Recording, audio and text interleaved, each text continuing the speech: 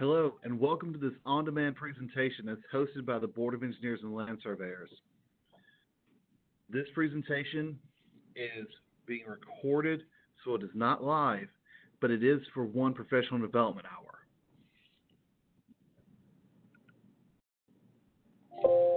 Before we get started, I want to introduce your host and your moderator. First of all, speaking now, I am Griffin Pritchard. I am the host. I am the Public Information Specialist for the Board of the Engineers and Land Surveyors. I have been with the board around 4 years. Prior to that, spent time in the newspaper industry. Came on board with the goal of developing a way to expand the outreach and education portion of what we do.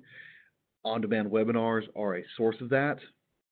The other voice you will hear at times throughout the presentation is our moderator, Bob Herbert. He is a special investigator, long time with the board, law enforcement background, military background, and a couple of years ago was named the it was awarded the Investigative Excellence Award by CLEAR, which is a national licensing organization, for his work done unraveling the spider web that became the Roddy Fitzgerald Commodore Steele investigation. Now, I'm going to pause for a second. This gives me opportunity to talk about our on-demand options. We have his presentation on Commodore Steele, on Roddy Fitzgerald, available. It's a great listen. It's a deep dive into a guy who set out to be a criminal. He crossed both civil and criminal boundaries with what he did. It's a great lesson in how things can go terrible. Now, too, I want to talk about a third member of this team that is behind the scenes, and that's Mr. Bruce Thornell. Bruce Thornell is another one of our special investigators, long-time law enforcement background, very knowledgeable, very cerebral in the way he approaches things. The two investigators we have on staff are fantastic. They're also great resources if you have questions or if you're in a situation where you need clarification. Now, too, since this is an on-demand presentation, it's going to be a little bit different than our live presentation, so I've created a roadmap here for you guys to follow. So we're going to start off and we're going to define professional ethics. One thing I wanted to do with this presentation was create a presentation where it's not me reciting law and code to you. So what we're doing is we're going to look at the different types of ethics and understand them. Then we're going to move to the obligation opportunity section. When you guys became professional engineers, you have an obligation to protect the public. If you go through the Order of Engineer ceremony, you sign your obligation to put public health and safety first. I want to change the way you look at that as more of an opportunity to be involved in your community. The third part of this presentation is, I'm calling it grayscale, and it's a nod to our board member, Mr. Mark Barter, who writes a column in our Bell's Bulletin each quarter talking about gray area situations. This is going to be a chance to look at some situations that our investigators have dealt with where there is no clear yes-no answer. Also, I want to give you a set of questions to ponder when you're in this situation to see if you can work your way through it. If not, that's where the resources of our investigators come in. Then, as time allows, we're going to get through the canons. Now, I've included the canons in this presentation, so if you're looking at the slides, they're at the very end of the presentation. If you want to look up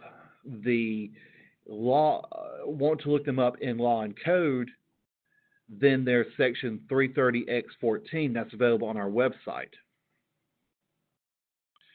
So we're starting this thing off with a simple question. Why do we need professional ethics? According to Michael Davis in his book, Thinking Like an Engineer, A code of ethics prescribes how professionals are to pursue their common ideal so that each may do the best they can at a minimal cost and those they care about are protected. The code is there to protect each professional from certain pressures. For example, the pressure to cut corners to save money, by making it reasonably likely that most other members of the profession will not take advantage of the good conduct. Having a code of ethics, think of it as a solution to a coordination problem that could go awry. But the real reason that we need professional ethics is because people like this exist. People are going to cut corners. That's human nature. To compound that, every organization has some form of ethics that their people have to follow, that they have to adhere to, all the way from ABET, which accredits the universities which teaches the ethics programs, to NCs, which is the National Council, to the state regulatory and licensing boards like us, all the way down to societies, such as Society of Professional Engineers, IEEE, things like that. As engineers and surveyors, you are obligated to adhere to a set of professional rules for conduct. The different sections and rules are there to give the professional something to fall back upon should they find themselves in a gray area situation. The answer is going to be right there for them.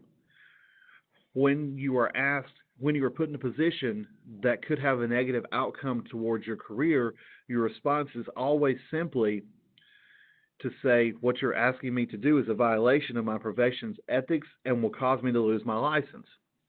Now, I want to put in mind here that it is always easier to find a new job than it is to rebuild a high-level reputation once it's been crippled. And that goes for pretty much any industry and profession. But especially with what surveyors and engineers do within the community. Now we're going to look at an ethical definition.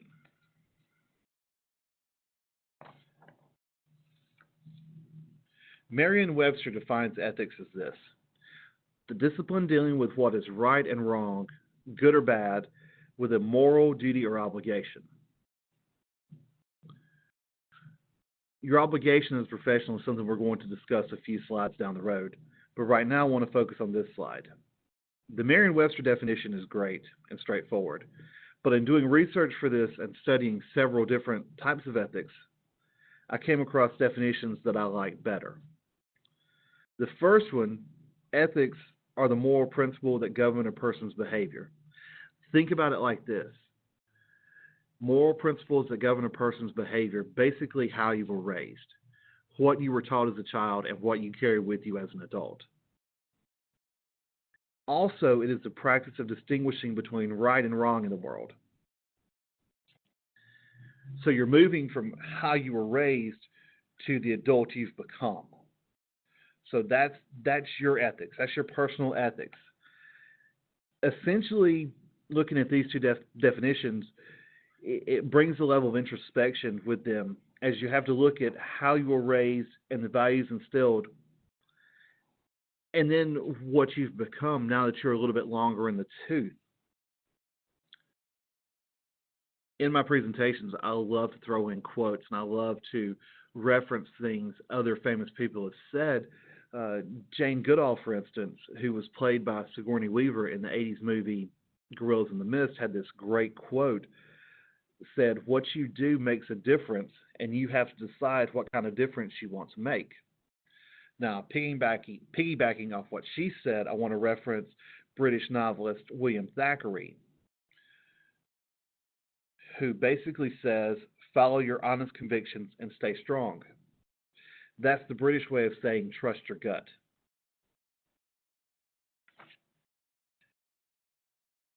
Earlier this summer, I had the opportunity to attend the ASPE-MES, Mississippi Engineering Society conference in Mississippi. During that conference, the last day, a retired brigadier general from the U.S. Army gave a great presentation on ethics. He started the presentation with a quote from Hibbett Neal. Now, Hibbett Neal is the founder of Neal Schaefer Engineering. The quote that he gave stuck with me, and it's applicable to this presentation exclusively, and I want to make a point to throw it out there and include it.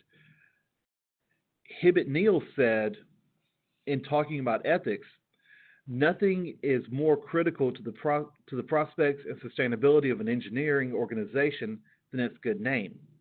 However, everyday engineering organizations put their reputations at risk because they don't fully understand or appreciate the ethical implications of employee conduct at all levels. The many years an organization has spent building its reputation and growing its brand can be lost in an instant because of the action of one employee or the organization itself. Again, it goes back to what I said at the very beginning. It is a lot easier to find a new job than it is to rebuild a reputation. He went on to say, the responsibility borne by employers and senior members of the profession to set standards of ethical behavior in their own lives cannot be overstated. It is the responsibility of people in positions of authority and seniority to make their peers and colleagues aware of the need to read the Code of Ethics often. Further, these mentoring members have an ethical responsibility to model behavior that others may learn from and to raise questions and engage their peers and colleagues in discussing ethical issues. The profession of engineering, the profession of surveying, is such that you're not going to get to a point where you know everything. It's to a point where you continue to learn, you continue to evolve as a professional. What he's saying in this slide right here is that 10 years from now, if the older members of the firm in which you're employed have done their job, you'll be able to give back to the younger members that were in your place when you started. It's a continuous cycle. It's an evolution. Now I want to talk about understanding ethics. Now this is right here is a definition of applied ethics. Refers to moral conclusions based on rules, standard codes of ethics, and models that help guide decisions. It talks about business ethics and moral judgments. Dr. Bahudin Majudba, professor of management at Southeastern University at the College of Business Entrepreneurship, on the Smart Business website, wrote the following: with an understanding of values, ethics, and morals, while using ethical principles, a business owner or leader can form a framework for effective decision-making with formalized strategies. The willingness to add ethical principles to the potential ethical problems will prevent them from occurring. Corporate ethics. We've all been in the business structure. We all know how to conduct ourselves professionally. Now, corporate ethics are part of a business's organizational life. It's a guidepost of how to discuss the meaning of values and morals in the context of the business environment and what you want to do to succeed. Organizational codes of ethics are created to protect individuals and address the values of the firm and the way they approach decision making. It also gives the employees, the managers, the CEO even, a way to exit themselves from a bad situation. You simply have to say, I'm sorry, that is against our policy, or that would violate our company's code of ethics. By doing that, you have let the person know where you stand and that you are protected.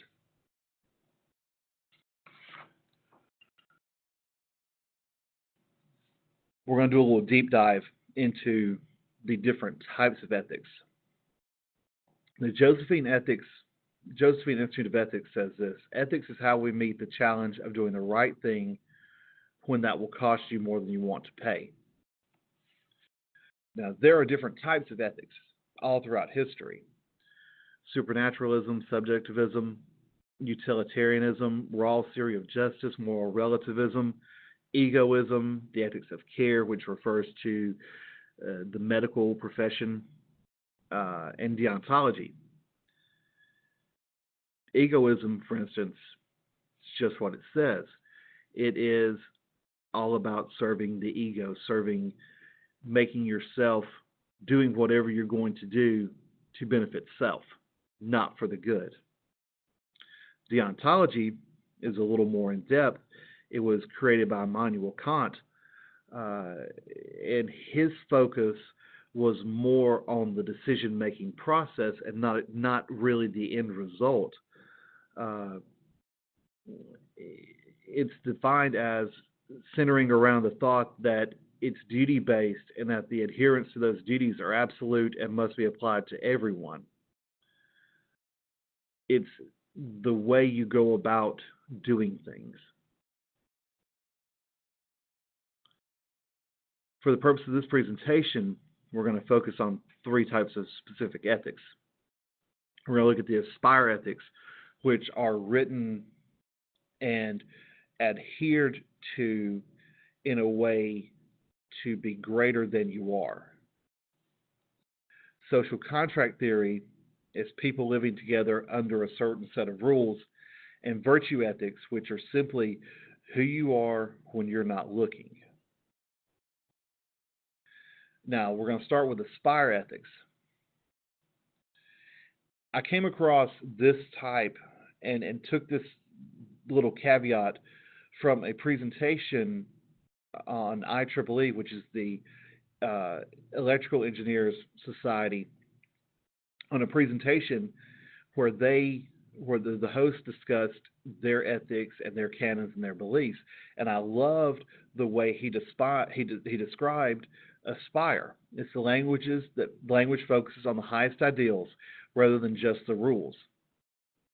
Their canons are often lofty in the wording and in a similar scope to what is recited during the Order of the Engineer ceremony. For instance, we, the members of the IEEE, in recognition of the importance of our technologies in affecting the quality of life throughout the world and in accepting a personal obligation to our profession, its members, and the communities we serve, do hereby commit ourselves to the highest ethical and professional conduct and agree, ... In that one statement, the society shows that it's going to hold its members to a higher ethical standards because of the way they can influence society, because of what they do and the type of work they do. Now we're looking at social contract theory. The definition says that people live together in society in accordance with an agreement of established rules, morals, and behaviors. Let me simplify that. When you were in kindergarten, what is one of the first things the teacher taught you to do? The teacher taught you to raise your hand if you had a question. Now, to this day, how many of you still raise your hands? Show of hands. See, it's bred into us to do that. Social contract theory can be explicit, such as laws, or it can be implicit, such as raising one's hand in class to speak. Think about this. The U.S. Constitution is often cited as an example of part of America's social contract. It sets out what the government can and cannot do. Now, people who live in America choose to agree to be governed by this document. That is, they're taking a part in the social contract. You're going to do and follow what is set forth by this governing body, by this governing piece of literature, essentially. The third type I want to look at is virtue ethics. It's a belief system based on strength of character.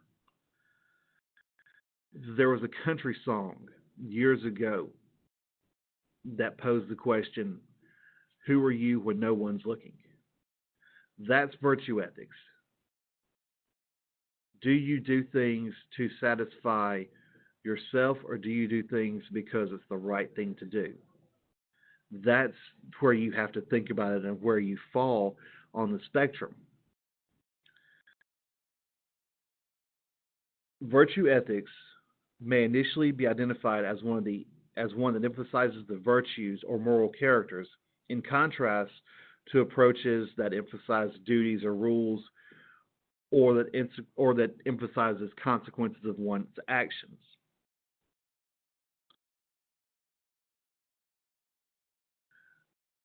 It's obvious that someone in need should be helped. Virtue ethics says that a person following that will go to someone's aid for the fact that they need help, that you're being charitable, that you're being benevolent, not that you're trying to get something out of it. Virtue ethics, summed up, is simply seek first to do no harm. We're going to pause for a second and look at the canons of professional ethics that govern,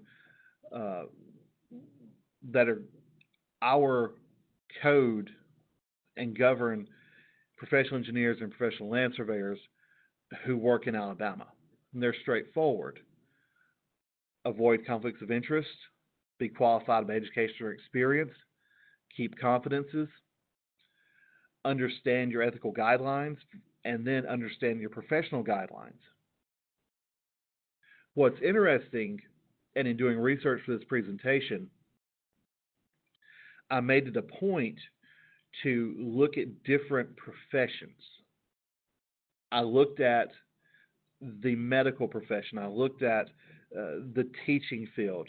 I looked at law enforcement, among with a few others. And what I created and noticed was that there are 7 areas where all the professions essentially have the same ethical language. I want you to think about this. Ethical behaviors are not exclusive ideologies. The more you look and the more research you do, the more you'll notice that the world becomes smaller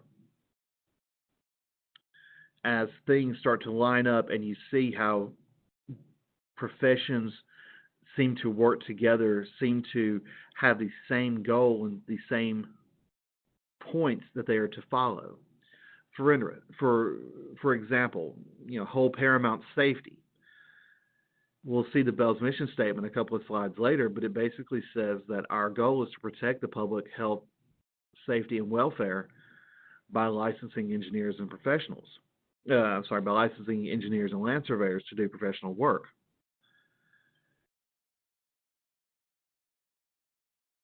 This right here says hold paramount the safety and welfare of the public and strive to comply with the principles of sustainable development in the performance of their professional duties.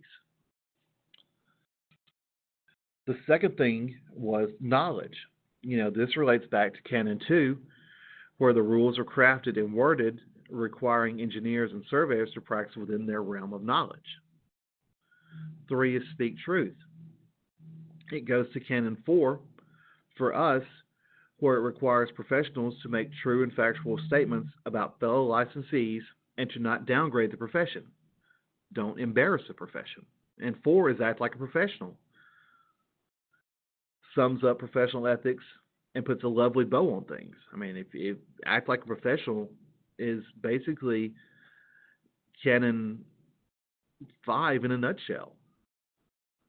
Now we're changing pages here. Keep your integrity, common sense. Don't put yourself in a bad situation. I love Canon 6. Keep learning. This goes back to what Shields says. Shields, the U.S. Brigadier, the U.S. General I quoted earlier, what he says at the beginning that you keep learning and wanting to grow. And also, as a professional, you're required to do it as part of renewing your license each year. One of the benefits of having on-demand learning is you have the opportunity to go to our website and for free get an hour PDH, sit through a presentation. And then 7 is be courageous. As a professional, this goes to canons 4 and 5. If you witness or know someone in the profession serving as a bad actor, now, when I say bad actor, I'm not talking Steven Seagal, I'm not talking Patrick Swayze or Kirk Cameron. What I'm talking to is the legal definition of a bad actor, which is someone doing something malicious or criminal or in a bad light. If you witness or know someone in the profession serving as a bad actor, you're obligated to report it and to make a complaint. Now, if it goes overlooked and you choose not to adhere to ethics and you choose not to follow that lead, it could blow back on you. You yourself could find yourself in a bad situation for not bringing it forth. I love quotes, and I found this one. It's the professional's responsibility to take personal responsibility for demonstrating and to show leadership by adopting the highest standards of professionalism, by complying with relevant laws and regulations, and accepting the moral obligation to act in a professional manner in the public interest, avoiding any conduct that discredits the profession. I want to read that last part again. The moral obligation to act in a professional manner in the public interest, avoiding any conduct that discredits the profession. That phrase, avoiding any conduct that discredits the profession. If you adhere to ethics, if you adhere to your standards, you will find yourself in a place where you're not denigrating the profession, where you're not hurting the profession.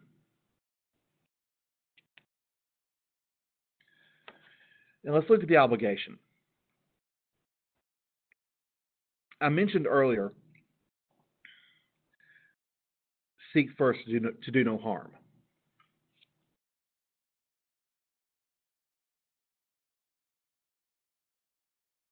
As a new engineer, and I'm going to talk about the Order of the Engineer ceremony, which if you have never been a part of it or have never heard of it, I encourage you to look it up and do some research on it, because it's a really cool thing. Engineers, newly minted as professionals, are given a ring that they wear on their pinky, and they put it on the pinky finger of the working hand. So if you're left-handed, it'd be on your left hand. But what they do too is they sign a pledge, and it says, as an engineer, I pledge to practice integrity and fair dealing, tolerance and respect, and to uphold devotion to the standards and dignity of my profession, conscious always that my skill carries with an obligation to serve humanity by making the best use of the earth's precious wealth. Now, as an engineer, I shall participate in none but honest enterprises. When needed, my skill and knowledge shall be given without reservation for the public good. In the performance of duty and infidelity to the profession, I shall give my utmost. In performance of duty and fidelity to the profession, I shall give my utmost. But this is not exclusive to the profession of engineering. Professional land surveyors. I did some homework for you guys too, and you have an ethical obligation. According to the National Society of Professional Surveyors, their creed says this: to give the utmost of performance, to participate in none but honest enterprise, to live and work in accordance with the laws of humankind and the highest standards of professional conduct, to place service before profit, honor and standing of the profession before personal advantage, and the public welfare above all considerations, in humility with the need for divine guidance. I make this pledge. Digging a little bit deeper into the National Society of Professional Surveyors Code of Ethics, the very first sentence says a professional land surveyor shall refrain from conduct that is detrimental to the public. So both professions, engineering and surveying, are under an obligation to protect the public and to be honest in their business dealings. Even as a state licensing board, our mission statement, I referenced it earlier, but again, the Board of Licensure was created to protect the public by helping to safeguard health, life, safety, welfare, and property by providing for the licensing of persons and regulations of the practices of engineering and surveying. Now, as a professional, you have an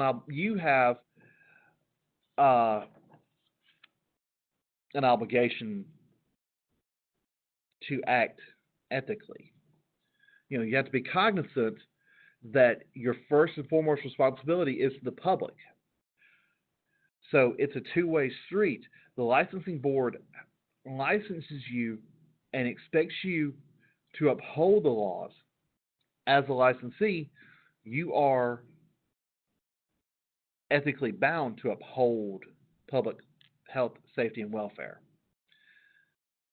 But I don't want you to think of this as an obligation, because in most places, an obligation has a negative connotation. You're forced to do something. You are bound to do something. Don't look at it like this. I want you to think of it as an opportunity to come forth and be a leader in your community. And think about it. Engineers and surveyors literally shape and define the world around them. Surveyors take measurements, shape boundaries, create the layout for subdivisions, create just different tools of which things are built upon. In the engineering profession, one of the jokes I hear is, if we don't have a tool for it, we'll make it.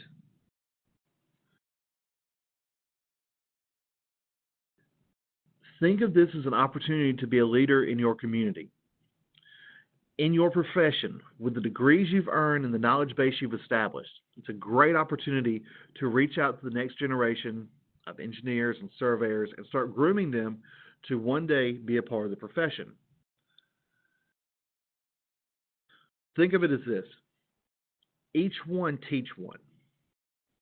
Now, STEM is a growing trend in junior high and high schools. The Board of Engineers and Surveyors, me, Griffin, for the past few years, have attended the Future City competition in Huntsville, and it's a great way to interact with children who are interested in the professions of engineering and surveying and STEM education by creating cities, and they have to make them fully functional. They have mentors. They have people they work with to help lay out the cities, to help create what they're going to present. One can find a group or a person to mentor by contacting a local school and asking about the projects that students are currently engaged in. Check out any STEM competitions within your locality and see if they're looking for any mentors. Future City is a great competition every year in January. Lego does some things. On the college level, there's Concrete Canoe. There are different opportunities for you guys to become involved. You'll be able to advise the students while also promoting the competition and the benefits that competition of learning through competition. If you read the most recent Bell's Bulletin that just published, a couple of days ago, there's a article in there about ways that schools are looking to enhance the outside the classroom learning. University of Alabama, for instance, has a robotics mining club where they've competed in several NASA competitions. This is important to be involved at the junior high level, the high school level, because it will have a huge effect on the lives of these children beyond just their careers. You're getting involved, you're taking an interest. You're a professional taking an interest in what they're doing. Now, this is a transition before we get into the grayscale area. So what I want to point out to you is our ethics are housed in Chapter 330X14 within our code. And all that can be found on our website at bells.alabama.gov. I want to point out, too, that if you need other reference points, the definitions are in Chapter X2. The curricula approved is in X5, and that talks about the new ways that civil engineers can earn their PLS as part of the law change. And also Chapter X16, should you run afoul of the board or find yourself in a situation where you're on the opposite end of a phone call from one of our investigators, X16 discusses the disciplinary actions taken in the disciplinary process of which the board works. So let's move into grayscale. And what we're looking at is gray areas between right and wrong. We're looking at the fuzzy state. That's the best way to describe it. Is something legal or not legal? Is this an ethical behavior or no? Situations often fall into this category, especially those tied to ethical mores and norms, often have answers that are not exact. For instance, you have a yes, but, or a maybe. In preparing for this, Bob and I sat in my office and spitballed a few different cases. We came up with 3 scenarios, and on the next slide, I'm going to let Bob take over and let him go over this with you guys. But we came up with different scenarios in which the profession has, which there is no right answer. There's a yes, no, or yes, maybe, no, but. But wait a minute, hang on. I want to go over these questions first. The more novel and difficult the ethical choice we face, the more we need to rely on discussion and dialogue about the dilemma. In spitballing the questions, Bob and I had a great conversation about how the situations could go differently. Now, if you're in a situation where you don't have a Bob or a Bruce to reference and you're trying to find the best way forth, these 6 key points can help you out. Could this be damaging to me or to the profession? Does this decision involve an alternative outcome? Is there a way around the decision I'm facing? Is this issue more than about more than what is legal? Is there more writing on this? What facts do I have? What can I glean from this? Can I learn more from this situation? And lastly, do I know enough to make an informed decision? If you get to a point where you're stuck and you don't know enough, reach out to another professional, reach out to one of our investigators. Having someone to bounce a situation off of helps tremendously. Now we're going to get into the questions, and this is where I'm going to let Bob take over and control the next few slides. So, Bob? Thank you. First question. If a professional engineer who is an employee of firm A chooses to leave the company and attempts to take a contracted client with him, is this ethical? No, it's a very unethical conduct. If that client is currently contracted with the firm A, then that's in force. You can't take them away. You can't attempt to supplant him or the firm away from the engineering firm. It's unethical. Next question. If proprietary information data is brought over by a PE as a new employee to his new job and utilized, is this ethical? Basically, what we're saying is, if you're taking data from a prior firm that you worked at and brought it to your new company, can you utilize it? The answer is no. It's proprietary information to the prior firm. You can't utilize it unless that firm has authorized its use, or if the information is able to be gained in other means than from the original company. And that may be a variety of things depending upon what you do. In books, as little as Google to find the information, that's possible. But typically, proprietary information is not available without the authorization from the original firm.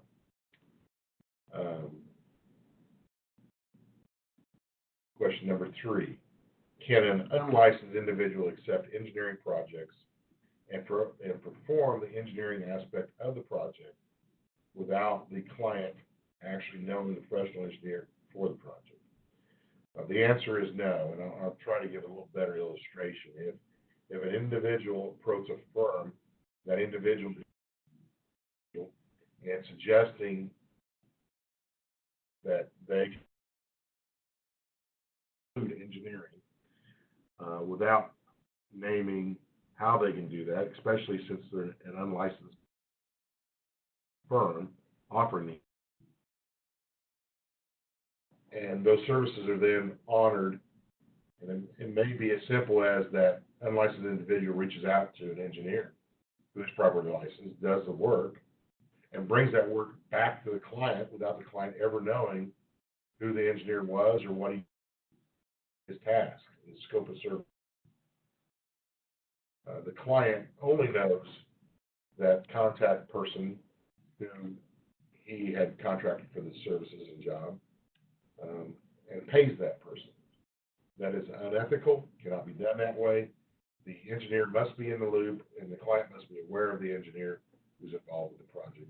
And in the illustration I gave, those monies must funnel through the engineer, as the engineering can only be done by the engineer, not by the unlicensed person.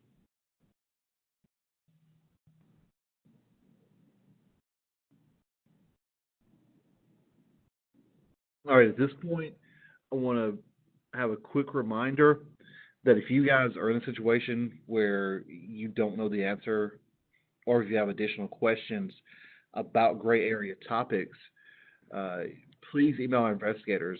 There's Bob's email and there's Bruce's emails. Both are great resources. Both are great to have as part of the staff, and they're both willing to talk, because some situations you may find yourself in could actually be complaints, and you don't know it yet, but you will never know unless you ask the question. Now, I want to throw this out too, and this is from the investigators. When you email them, don't speak in hypothetical. Please be direct in your question and let them know the situation and what's going on with the situation. If you send them a hypothetical question, it puts them at a disadvantage because they can't give you their best answer.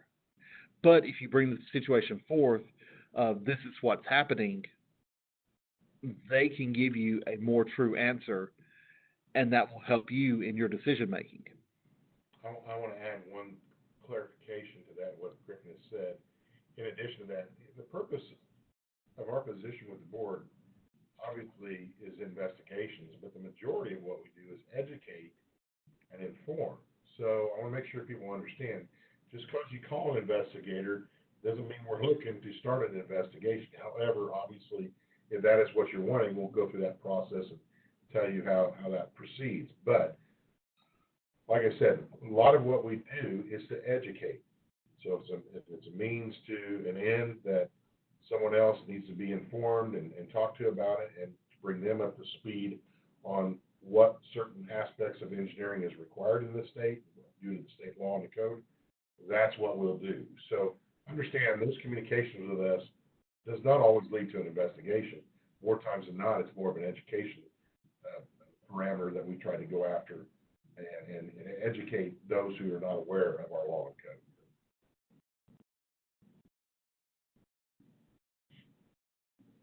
So with the time we have left, I want to throw out a couple of quick notes here. If this is an on-demand presentation, if you're watching this, please shoot me an email. My email was at the very first. It's griffin.pritchard@bells.alabama.gov. Let me know that you've concluded this, and I'll send you a certificate. Please, if you haven't, read the third quarter Bells Bulletin that's available on our website. It was published yesterday, and it is the June 2019. No, I'm sorry. It is the August 2019 bulletin. Came out yesterday. It has information regarding changes to the audit process and when they take effect, beginning with the 2019 renewals. You know, this is a renewal year as we renew in the odd years for individual licenses. I want to encourage you guys to like and follow us on our social media platforms. We're Alabama Board for Professional Licensure of Engineers and Land Surveyors on Facebook, and we're at Bells382 on Twitter. Our next live webinar for the surveyors, as part of their requirements to be able to renew, is we will have a Standards of Practice for Surveying in Alabama, hosted by Mr. Fraser Christie on November 12th, and it'll be for 4 hours. I will provide information closer to the time of when signups will begin. The last webinar we hosted, the live version of this, we had over 1,300 in attendance, which is fantastic. You know, for the Standards of Practice for surveying, we hope to have a great crowd of surveyors, as this is specifically geared toward your profession and toward what you do. And remember, it's 4 hours, so you get everything you need in one setting. It'll begin at noon, and it will go straight until 4 o'clock. It's a deep dive, but it's something you guys have got to have. Now, I told you I wasn't going to throw professional ethics at you. I wasn't going to recite the canons to you. But since we're talking about things, how you were raised, and virtue ethics and things of that nature, I want to go through the first canon quickly and just kind of remind you guys of common sense things that you should be aware of. This is 1402, which is avoiding a conflict of interest. And it's very straightforward. You know, attempt to avoid all conflicts of interest, but when unavoidable, immediately make known. Do not accept any gratuity or favor in benefit with the connection of any project. You shall not solicit or accept any contract from a governmental body in which a principal officer serves as a member or an employee. Also, when in public service as a member or an employee of a governmental body, the PE or PLS shall not participate in considerations or actions with respect to retaining services offered or provided by the licensee, associates, or organizations. Now, let's see how much you paid attention to that last section. Your buddy offers you tickets to the Iron Bowl. Now, think of this as not your buddy in terms of your buddy. Think of this in terms of your buddy who owns a business that could benefit from your work. He offers you tickets to the Iron Bowl. Is it ethical? The answer is no. If the offer is a solicitation for future work, then that is considered accepting a gratuity and is violation of Canon 1, which, if we go back to Canon 1, it says, shall not accept any gratuity, favor, or benefit in connection with any project. Again, Iron Bowl tickets with the expectation of work, it's a violation. We're going to move on quickly to the next canon. Now we're going to close things up after this. Qualified by education or experience. Now keep in mind that you shall not engage in any matter requiring a special license without first being licensed in that profession. We've all seen the Holiday Inn commercials. The guys doing surgery. Oh, well, I stayed at the Holiday Inn last night. That doesn't cut it in the real world. No. Also remember too that if you're asked to be an expert or technical witness, don't speak out of bounds. Speak on the topic you have adequate knowledge of. A quick question here. Again, is the PE allowed to seal architectural drawings for a multi-story hotel? No. According to ethical standards, a professional shall not accept any employment or undertake any assignment for which the individual lacks the qualifications, whether it be education or experience. So I'm going to end the presentation here. I want you to know that I appreciate you taking the time to sit through and listen to this presentation. Again, this is for one PDH, available during one renewal cycle. If you have any questions, please don't hesitate to reach out to myself, to Bob, to Bruce. We will get back with you and provide you the best answer we can with the information provided. Some conversations will need to be conversations, and better answers will follow. Again, I want to remind you to send me an email. The next live webinar will be November 12th and will be hosted by Fraser Christie. And it will be on the the standards of practice for surveying in Alabama. There are additional slides if you want to continue reading about the ethics, professional ethics of which we are governed under. But for the purpose of this presentation, I'm going to stop right here as we have reached our hour. Thank you. Have a great day.